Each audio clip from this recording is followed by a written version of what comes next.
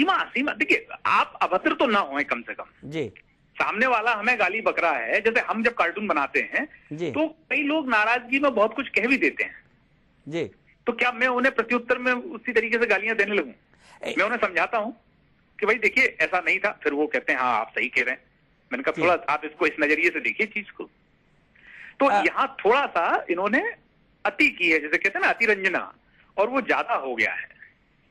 तो आपको मानना है कि कार्टूनिस्ट को अपनी सीमा में ही रहना चाहिए? बहुत पवित्र पेशा है और लोग सुबह सुबह अखबार में शीर्षक पढ़ने के बाद सीधा कार्टून पढ़ते हैं, तो आप मान सकते हैं कि आपका पाठक, आपका दर्शक आपको कितनी गंभीरता से लेता है।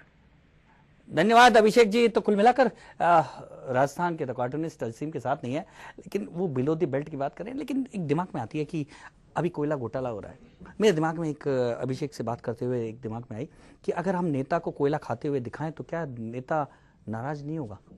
एक बड़ा सवाल था जो मैं अभिषेक से पूछना रह गया मुझे, लेकिन निश्चित तौर पे इस तरह के कार्टून पर भी नेताओं की दुकान गिरेगी। लेकिन सबसे बड़ी बात यह है कि कार्टूनों के खेमे से, उनके परिवार से कोई असीम को समर्थन करने के लिए बड़ा आगे नहीं आया, लेकिन राजनीतिक फील्ड से बड़ा देशद्रोह की जो बात है उसका विरोध कर रहे हैं। राजनीतिक फील्ड से उसके समर्थन में कई लोग तैयार हो गए। बिल्कुल प्रताप जी, चर्चा जारी रखेंगे, वक्त हो चला एक ब्रेक का, जल्द लौटेंगे।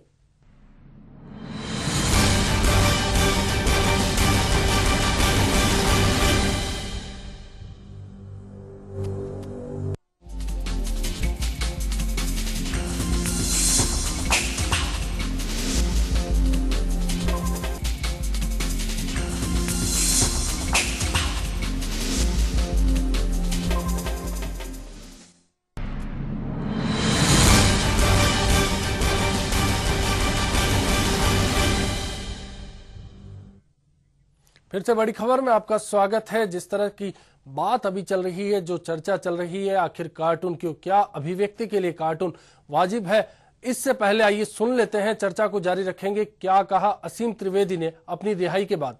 वरना हम कोई लड़ाई लड़ेंगे, आप लड़ाई लड़ेगा अब ये पूरा देश कि हम भैया आजाद हो गए, अभी हम गुलाम नहीं है, किसी से सहमत नहीं है, पर हम संविधान में 124A के होने से ही सहमत नहीं है, इसलिए उसके खिलाफ इतना विरोध है, इसलिए हम उसको डिफेंड नहीं करेंगे।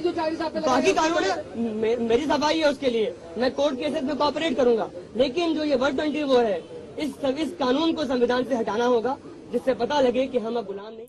असीम त्रिवेदी सफाई देते दिख रहे हैं। प्रताप जी, पॉलिटिकल अगर बात की जाए बैकग्राउंड्स की, तो वहां से असीम को सपोर्ट है, लेकिन जैसा कि अभिषेक से बात की, कहीं कोई सपोर्ट नजर नहीं आता। वो लगते हैं कुछ अलग विचार रखते हैं। कहीं बाकी कार्टूनिस्ट से हमने बात की, उनके भी विचार कुछ अलग है असीम से।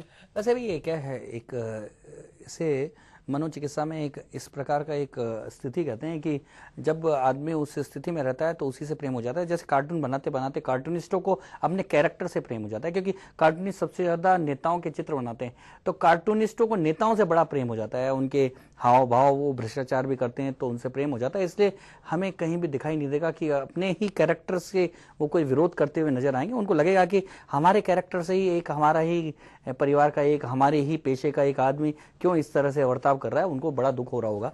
लेकिन जहां तक बात करें, पॉलिटिशियन तो निश्चित तौर पे असीम के साथ खड़े हुए नजर आ रहे हैं, क्योंकि उनको एक मुद्दा मिलता है। आडवाणी केजरीवाल साथ आ चुके हैं प्रताप जी, और क्या लगता है महाराष्ट्र सरकार अब यूपीए से नंबर ले लेगी? लेकिन उसके पहले अपने को आडवाणी ने आज क्या कहा वो देखना चाहिए। बिल्कुल प्रताप जी, आइए देखते हैं क्या कहा आडवाणी ने।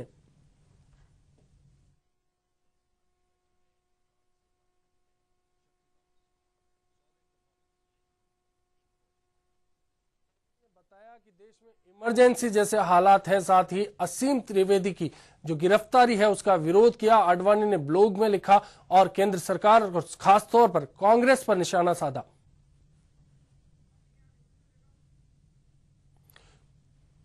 तो क्या लगता है, जिस तरह से आडवाणी बोले, कांग्रेस पर निशाना साध रहे हैं, यूपीए पर निशाना साध रहे हैं, फिर से इमरजेंसी की बात कर रहे हैं, लंबे समय बाद चुप्पी तोड़ी है आडवाणी ने। अच्छे देश में यदि किसी के कार्टून बने किसी नेता के, तो आडवाणी के हैं।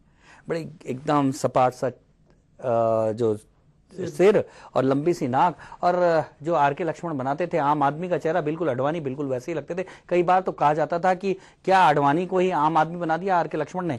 तो इसलिए कार्टूनिस्टों से आडवाणी का बड़ा अच्छा संबंध रहा है। उनको लगता है कि उनको शायद लगा होगा कि एक कार्टूनिस्ट को किस तरह से, इस तरह से जो किया गया। हाँ, जहां तक देखा जाए तो आडवाणी को निश्चित तौर पे इस बात की तो आलोचना करनी चाहिए थी कि आखिर में हमारे राष्ट्रीय चिन्ह को, जो अशोक स्तंभ का एक चिन्ह था जिसे राष्ट्रीय स्तर पर चिन्ह माना गया, जो हमारे देश का प्रतीक है, हमारे देश की अस्मिता और सम्मान का एक प्रतीक है, उसको अगर शेरों को अगर भेड़िया बना दिया जाता है, क्योंकि वास्तव में देखा जाए तो वो जनता के प्रतिनिधि हैं, और जनता को यदि भेड़िया बनाया जाता है, क्योंकि यहां देखा गया कि असीम की जो वैचारिक गहराई है वो नहीं दिखाई दे रही, असीम का जो सोच है वो गहरा नहीं दिखाई दे रहा। बिल्कुल सोच की बात आती है, फिर बात आ जाती है असीम को सपोर्ट मिला राजनीतिक बैकग्राउंड से, आडवाणी ने सपोर्ट किया, केजरीवाल ने सपोर्ट किया, लेकिन कांग्रेस विरोध में रही और गिरफ्तारी हुई।